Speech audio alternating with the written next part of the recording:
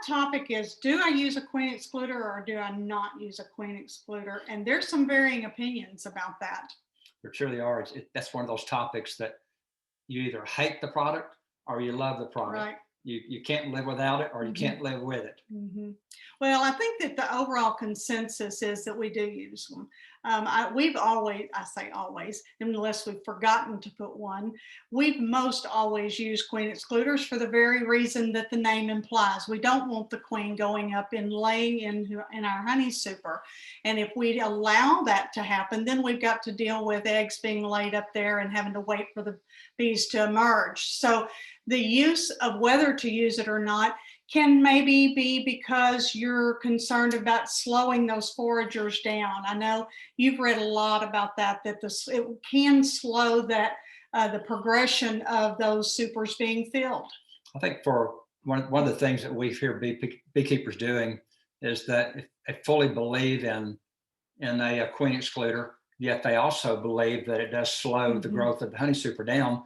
We see those beekeepers going to an upper entrance. So that's one aspect of it. But that's really not what your question was. Your question has to do more with the queen excluder itself. Should I or should I not?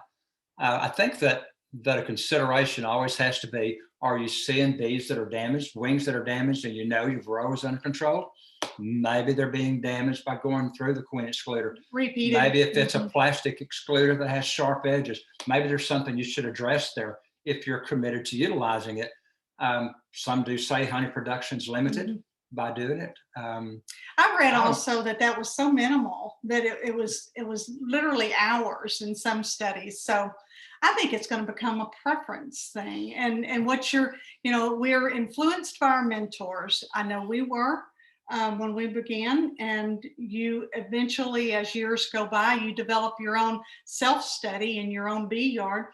If a queen excluder works for you, if you really just don't want that girl laying up there, put the queen excluder on. And I mean, it's really, most scenarios won't make that much difference in your honey production. One thing that we have found is that in using queen excluders, a honey super or a colony that has a queen excluder on it, when you get to the honey super, there tend to be less bees on the honey super than if it were open and potentially the queen laid a little bit up there.